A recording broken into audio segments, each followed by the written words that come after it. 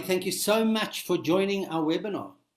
Every day we are performing the show of our life. I think one of the key ingredients to getting our lives right is delayed gratification. Not having everything you want when you want it. And there's nobody better to speak about this and on the subject than David Zeidel.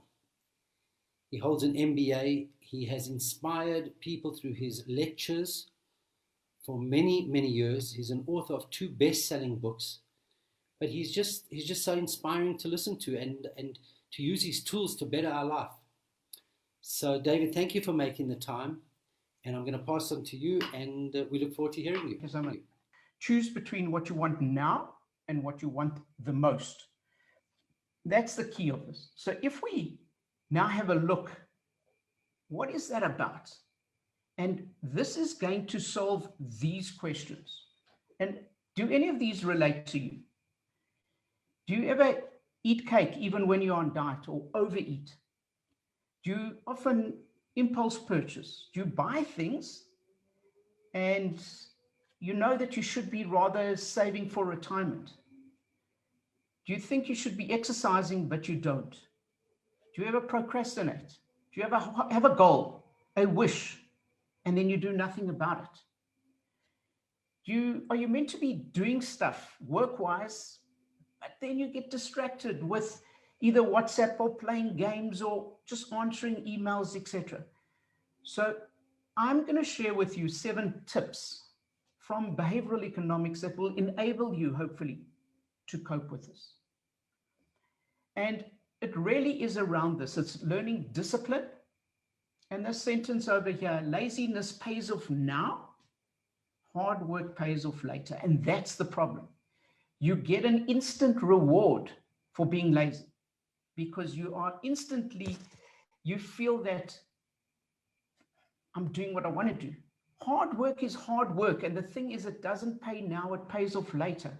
Going on diet, you don't see the results immediately. You know, it would be very different if when you went on diet and every step you took, you could hear the weight falling off and you could see it instantly. Then we would be motivated, but life doesn't work like that. And talking about delayed gratification, one of the most and important studies that was ever done was the Stanford marshmallow experiment.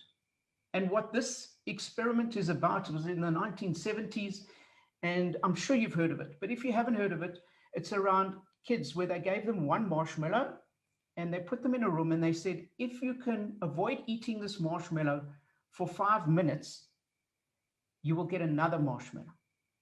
And some of the kids managed to hold back, others didn't.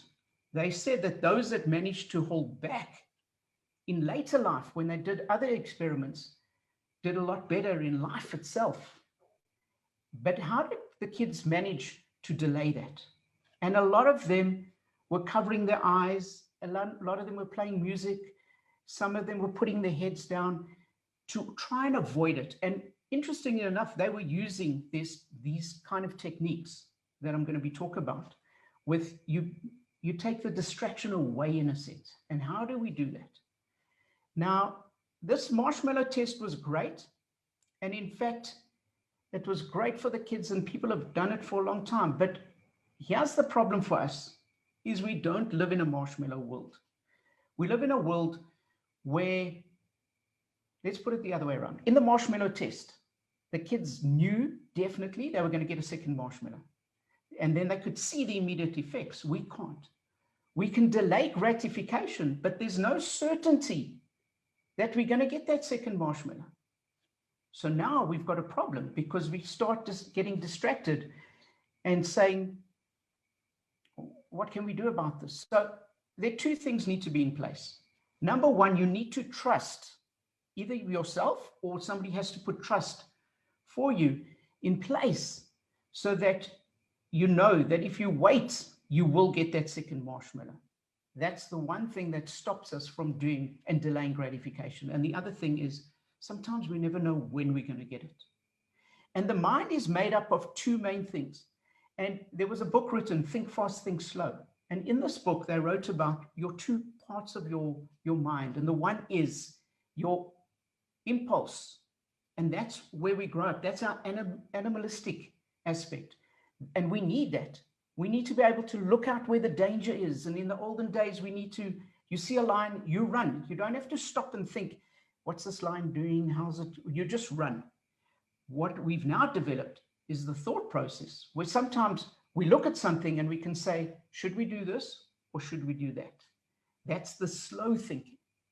And we have these two aspects happening simultaneously. I like to look at it more and understand it's a little bit better to understand it is, are you in your head or in your heart? When you're in your head, you're thinking about things. When you're in your heart, you're just acting on impulse and you're just doing the things. Part of the delayed gratification or not delaying gratification is the impulse, is acting with our heart. You see something, you just want to get it now. You know that you've got a bigger goal, but you forget about it in that instant. And we talk about it being in a state of hot, when you're in a hot state. And a hot state is when you are driven by your heart. That is passion. That is when you really feel, you see something and it just amazes you. And that's why people do crimes of passion. And people afterwards say to them, what were you thinking? Or if you're driving and somebody cuts in front of you and you swear at them and your partner sitting next to you says, what were you thinking? You weren't. You were not thinking. You were feeling. And we move between those two things. So that's an important aspect. And I'll come back to that just now. So you're either in your heart or in your head. But you need to follow your heart, but always try and take your brain with you. One of the key concepts is discounting the future. And what discounting the future is we know that we need to save money for our retirement, but our retirement is so far down the line that it looks so far away. It looks so small. It's like when you look in the distance.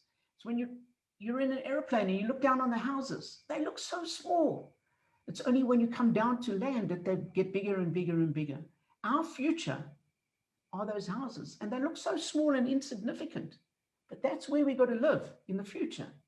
And we see things that are right now as more rewarding. I want to lose weight. That's my goal. But this cake right now, it looks so great. And the cake now looks 10 times more than what my future weight loss looks. And that's the problem. And we live life in default. Whatever the default is, we accept it. And I'll read this. We do things and we make decisions that we think are based on our own thoughts and choices. But in reality, they're being influenced continuously, both intentionally and unintentionally, by everything around us. And just with this whole aspect of the corona right now, we are really consumed by it. And now that's in our thoughts continuously. That's our default. We wake up with the thought. So we need to realize that we're in this mode of default, and how do we handle this? So here are the 7 rules. Here are the things around what can we do about this. The first thing you need to do is find out, is it fake or is it fact? Whatever we're looking at, what is it, fake or fact? And we're really in a battle, ourselves versus ourselves. So I know we're looking and we're in a world of fake news and everything's happening and is this truth? But this is the person we lie to the most is ourselves. So we need to, first of all, be aware of that. But the most important thing, if you want to do something and if you want to delay your gratification, if you want to achieve one of these bigger goals that we're looking at, is you need to find your why. Why do you want to do it? What is the purpose of it? And the bigger the why, the bigger the chance that you're going to achieve it. And when I say the bigger the chance you're going to achieve it, I mean, let's say, unfortunately, somebody passes away and you want to do something for them. That's a huge incentive. And there's a good chance you will be able to do that. You need to have something that you're doing it for more than just yourself. We know, I'll go back to dieting. It's the easiest thing to look at. Somebody can want to lose weight their whole life and they keep trying, can't lose weight. 3 months to go to their wedding. Boom, they lose weight. Why? That why is bigger than themselves. Jacques Callis, if I take a sporting analogy, Jacques Callis played cricket. His father got sick. He put the number of his father's age on the back of his shirt, and he scored 2 double centuries back to back. I think it was the only time it's ever been done up to that point. And that's because he was now playing for his father, not just for himself. We need to look at those things. So what's your why? And where does this why come from? There's a fantastic speaker, Simon Sinek, who talks around this, and he came up with the concept of the golden circle. And he talks about it for business, but I think it's for everybody. You need to find your why. Once you find your why, then you find out your how and what you need to do to be able to achieve that. If you want to do something, achieve something, you want to delay that gratification, you want to avoid doing something, you need to make it easier for yourself to avoid doing what's bad and easier to make things, to do things that are easy to do. So it's got to be, you've got to make your goal easier. So in a canteen, for instance, in the States, they had a canteen for students. And what they did is they just brought all the fruit and vegetables to the front. And that was easy accessible. And if you wanted to order something unhealthy, you had to physically order it. Just that little thing made a massive difference. Let's look at the situation in Cape Town. A couple of years ago, no water in Cape Town. What did people do to make it easier to follow the rules? So if we look at some of the hotels, I know some of the hotels took the plug out of the bath and they put it in reception. If you wanted a bath, you could phone down and get the plug. You'd have to come and get it yourself. Little bit of an issue, so people rather showered, and they know that showering uses less water. Some people put actually colors on the drain that changed color after a few minutes, so that you know that if you're in the shower, you're overshowering. Somebody came up with an app.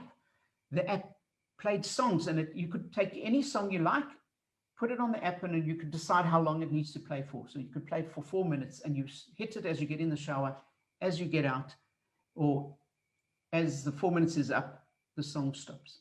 That gives you the ability to do the right thing. So put yourself in a position where it's easier to do the right thing. Using that theme of a diet, if you go to a restaurant, tell the waiter not to come and offer you desserts afterwards. If you're living at home, don't put chocolates in the cupboard. Then, there's less chance you're going to eat a chocolate if it's not there. But this one was fantastic. The Radisson in Cape Town did this. If you went into the foyer, you would see a whole lot of these bottles, 110 liters. This is telling you that if you have a bath, this is how much water is going to be consumed. If you have a shower, this is how much water is going to be consumed. And if you did them together, this is what it looks like. You can see the comparison. They tell you, please don't use water. That's just a concept. Now showing it in a pictorial form, you've got a good chance of doing that. Again, just from a South African point of view, just on the scale of ease of doing business with South Africa, we were 32nd in the world in 2008. We're now in 2018, and I'm sure it's a lot worse now, we were at 82. It's harder to do business with South Africa. We want people to do business with us. We're making it harder for them to do business with us. And Rwanda, for instance, did the opposite. They went from 143 in 2018 to the 29th. So, yeah, it's just, you got to make, if you want to achieve something, decide what you want to achieve and make it easier to achieve. The next thing is you need to reward yourself in the short term. You need to look at what your long-term goal is and say, what are the steps that leads to that? And then reward yourself for those steps. And I need to mention a company in South Africa, Discovery, who are doing this exceptionally well. They want you to be healthy. They want you to exercise. In the long run, it's healthy for you. but they give you rewards every week to do the exercise. And there are two ways you can do this. You can either punish somebody for not doing it, or you can reward them for doing it. People try and avoid a loss more than they go for the win. So if you can kind of punish people, or even yourself now, if you're looking for yourself, maybe give yourself a reward and then take it away if you're not achieving it. Think for yourself, what would that be? If you love having cappuccinos, maybe it's the cappuccinos. If you take something that you like doing and take it away from yourself if you're not following through what you have to do. That's the third rule. The fourth one is you need to know what the goal is and have a vision of it and keep correcting. You need to correct yourself all the time. An aeroplane that flies from Cape Town to Joburg, do you know that it's off track about 99% of the time? But it lands on the runway. Why? Because it makes small little changes continuously. You need to know where you're going. In the olden days, they used to have these motivational speakers used to get up and say, know what your dream is. Put a picture on your mirror. Every morning when you're shaving, when you're brushing your teeth, you see what your goal is.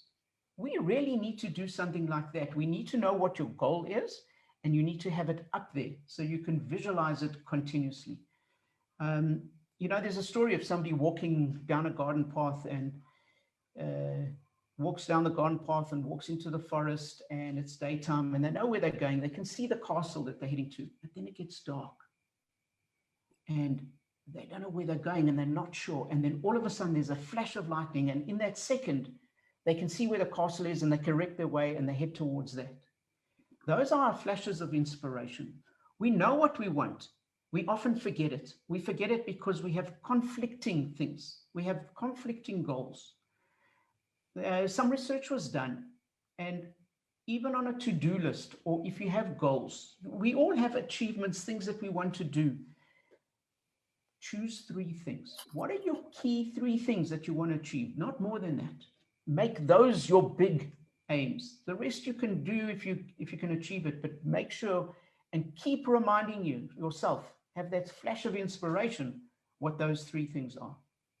You need to understand yourself. So things do get difficult, and that's what life's about. But realize that, accept that. Once you accept it, then you know that's what is coming down the line, and you can accept most of those hardships, and hardships make us stronger. There's a lovely story of somebody sees a butterfly coming out of a cocoon, and he watches fascinated. And then he sees this butterfly's not coming out, and there's a tiny little thread that's stopping it from coming out. And with his little finger, he just breaks off the thread, and the butterfly comes out, falls to the ground, and just flutters around. And he thinks, wonder what's wrong with this butterfly? And he walks away. What he didn't realize is this butterfly has to fight against this little thread with its wings. Only when its wings are strong enough to break that thread are its wings strong enough to fly. And if you ever have any hardships, and you can say to yourself, these hardships are making me stronger. These hardships are helping me grow for the future. The hardship has meaning. And once you've got meaning to the hardship, it makes it easier to cope with because we know it's for a purpose. We are made to look for danger. The animals, when they're in the wild, they need to scan, where's the lion? We the same. We look out for danger all the time. But we need to know that we're no longer in the jungle. And we need to know that that danger is potential problems. And we can always see problems, but just be aware that it's not always a problem. We can see the problems, but let's ask ourselves, that's the quick thinking. Let's go to the slow thinking. How big is that problem? Let's analyze it. Let's see what we can do about it. Not all news is fact. And there's something in behavioral economics called the heuristic effect. And the heuristic effect is if you hear something continuously, and the last time you hear it, it again is bigger in your mind. And we kind of take that as reality. Just because somebody has said something 10 times doesn't make it more real than if you've only heard it once. Know that everything is relative. Everything is relative. We say something's big, it's only relative to something else. We say you're happy, it's only relative to someone else. You say you're rich, it's only relative to something else. Know that what we're feeling is always just relative. And the other thing is, if you really want to achieve something, make a public announcement around it. Years ago, I did a lot of running. I ran the Comrades Marathon, and I had one of the guys, when I started, gave a talk about how your training needs to do. And then he gave us 5 pieces of paper. And you had to write, my name is David. I'm going to run the Comrades Marathon in this year. I promise you I'm going to do it, and sign it. And he said, go and give that to 5 people. Because now you've made a public commitment to it. And that morning, when you don't feel like getting up, you know, you've told people, and those people are going to ask you around it. And what's the difference between a wish and a goal? The only difference between a wish and a goal is a deadline. If we don't have a deadline, we don't wake up what we call the monster. Okay? And that monster is the one that tells us what we need to achieve. There's a guy called Tim Urban, and he talks about the panic monster. And when you reach a deadline, or when you've got a deadline, you procrastinate, but if you've got a certain deadline, eventually you do that work. If you don't, he never wakes up. So if I say, I wish I had a big house, I wish I had this car, I wish I had a yacht, I wish, it's a wish, it's not a deadline. If you want to achieve something, say, I'm going to achieve this, and give a date by which you're going to do it. The difference between a wish and a goal is just that deadline. We fool ourselves. This is how we fool ourselves. Which table is longer? A or B? Which one do you think is longer? And I'm certain you're saying A. And I'm going to do some arts and crafts quickly for you. If I take this arrow and I move it across and I turn it around,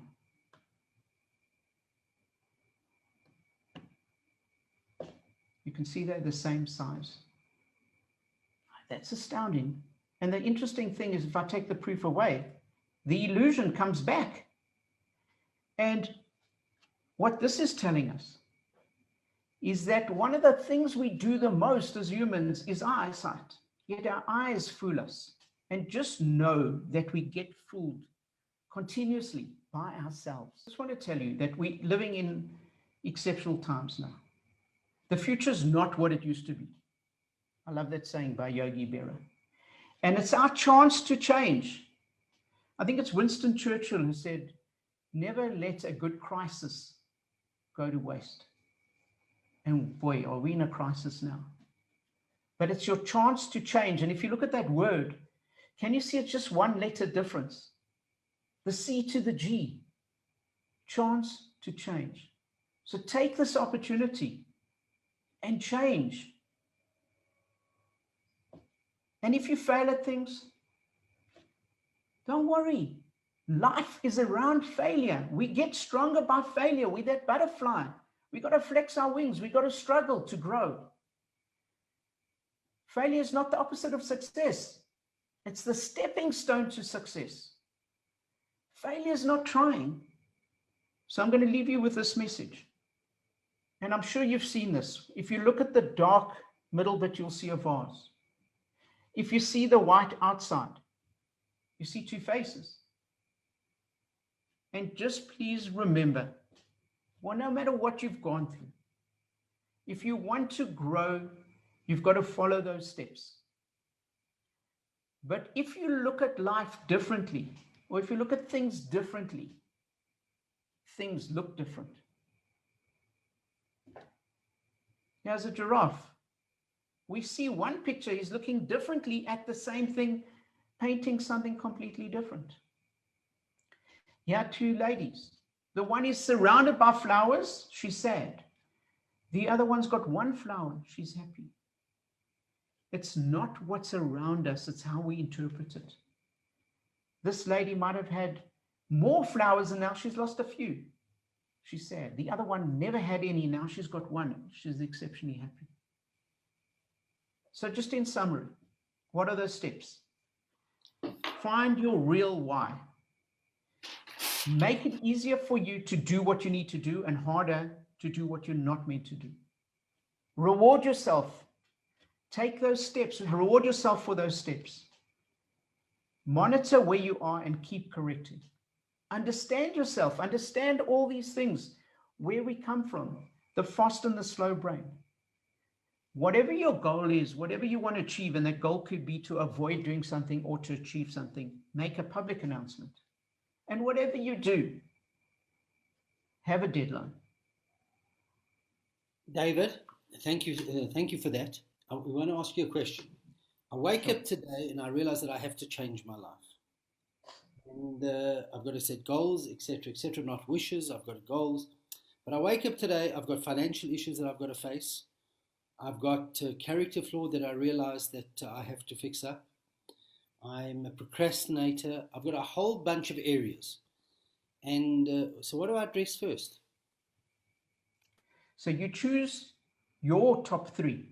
And I can't tell you what those top three are.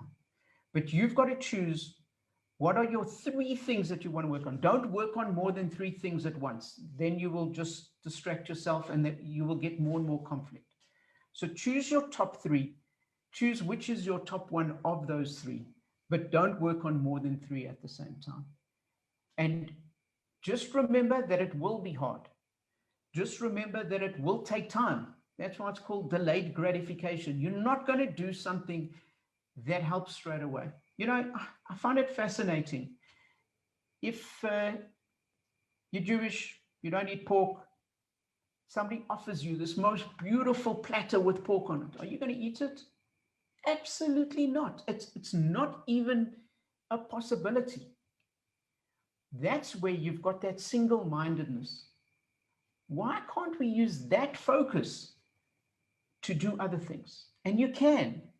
It's just not eating pork is this huge why in your life. You know why you don't do it. If you want to achieve something else, if you don't want to eat something, if we go back to the diet analogy, have that bigger why. What's your bigger reason? If you want to save money, if you want to exercise, what is that bigger why? You know, I know somebody who was heavily overweight. And every year he tried to lose weight, put on more and more and more weight.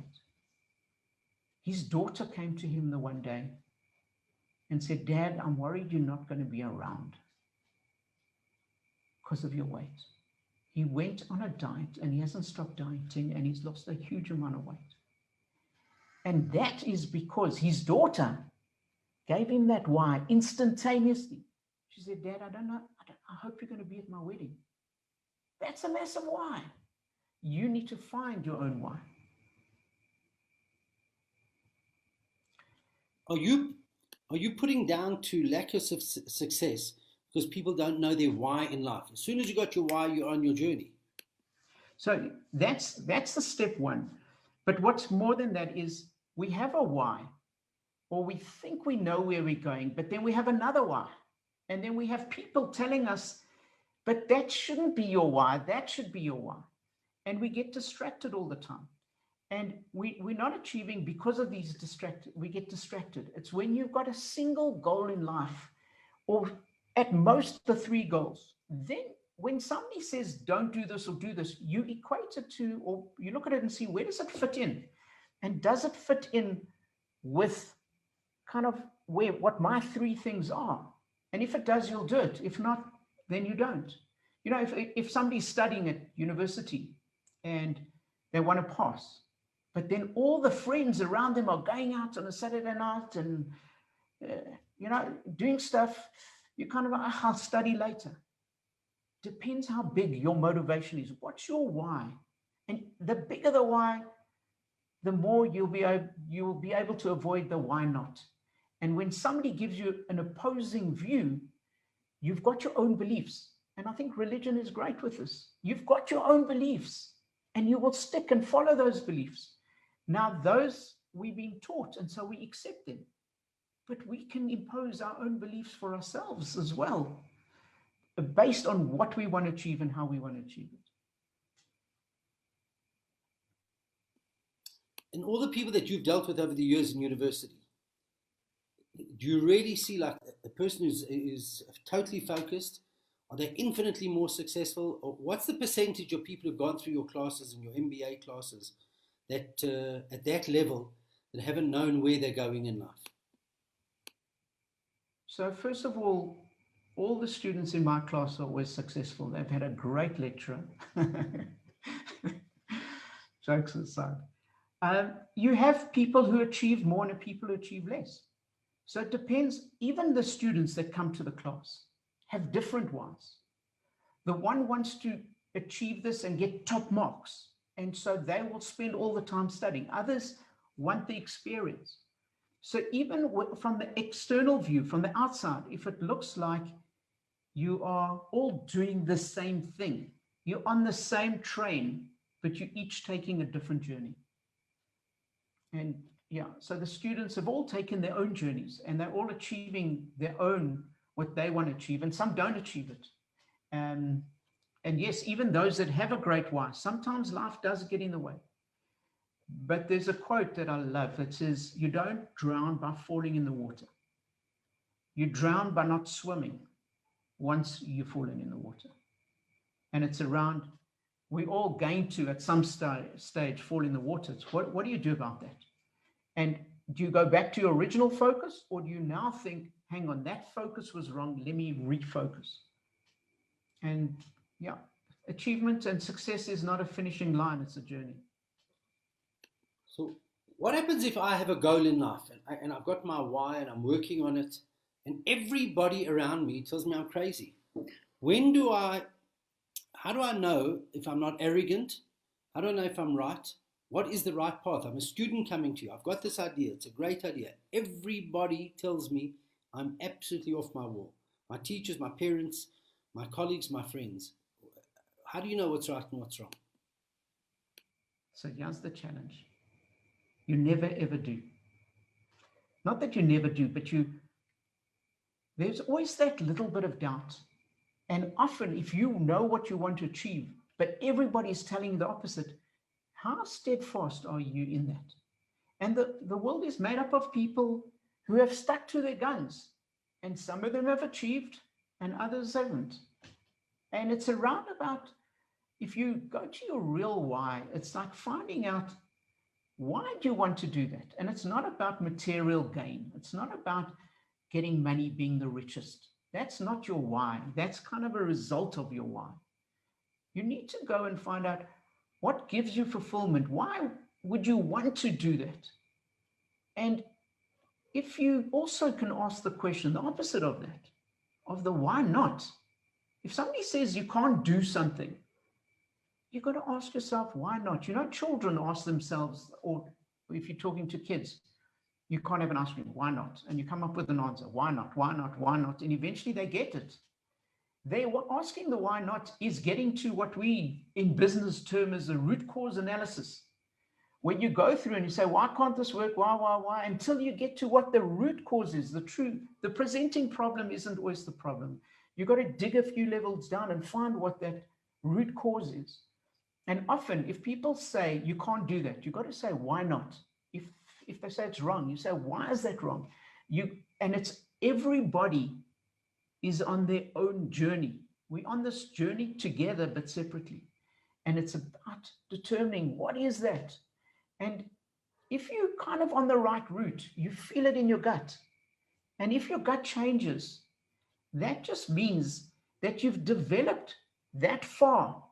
And now you might have to change, because what you thought you were aiming for was just a stepping stone to what you really need to be aiming for.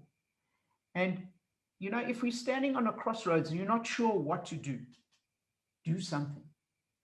There's a concept of you need to fail fast. Failing fast is, I don't know what to do, this or this. Choose one of them. The moment you do it, if it's not working out, then you know to change. If you don't do anything, you never know if you're working out. And just with this, it's actually, correct me if it's wrong, if I'm wrong, but from a Torah perspective, apparently, when we crossed the Red Sea, the sea split. That's the story. And then we crossed. No, He walked into the water first, and only when the water was up to here did the sea split. And it's that kind of concept that it's only when you put the effort in sometimes, then the path reveals itself. And that's what you need to do. And you need to discover what it is. And we make plans, and plans change. But it's through that change, it's through the hardship that we actually discover what we really want to do. Final question which has come in. Any tips on how to be productive from the minute you wake up? How do I be productive? That's one of the questions. Correct. I think it's a very good question. So you become productive on that day, not from the minute you wake up. You become productive the day before. And what do I mean you become productive the day before? Before you go to bed, you do a to-do list. And your to-do list is what you need to be doing that day. But your to-do list is linked to what your key whys are, what your 3 things are. We have to do things that are not on our list. We have to do some tasks that are not heading towards our goals. But what often happens is we spend that whole day going through those things and we don't at all do any of the other things. And that one point I made about continuous correction is whatever those 3 goals are, every single day, you need to have something on your to-do list so that you're doing something towards that goal, a little bit. Anybody who's healthy, who's fit, didn't get fit overnight. Anyone who's strong didn't get strong overnight. Everything is a process of little by little. How do you become successful? You become successful the night before. You become successful the day before, the month before. You become successful by planning what you want those 3 things to be. And then you do your to-do list the night before. When you wake up in the morning, you don't wake up and say, what should I do now? You wake up and you know exactly what you're going to do. Even some of the successful business people, Zuckerberg, for instance, apparently he's got a cupboard and he's got just the same clothes. He wears the same clothes every day. He's got 10 of each one. He doesn't have to think what's he going to wear. He just puts it on. It's the same thought. David, thank you. On behalf of Chabad of Zoom and all who's zoomed in tonight, thank you so much. It was an absolute privilege and honor to hear from you.